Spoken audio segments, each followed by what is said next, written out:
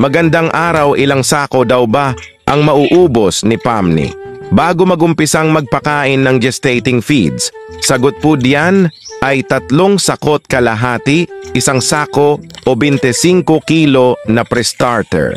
1 sako sa starter o 50 kilo, 2 sakong grower o 100 kilo.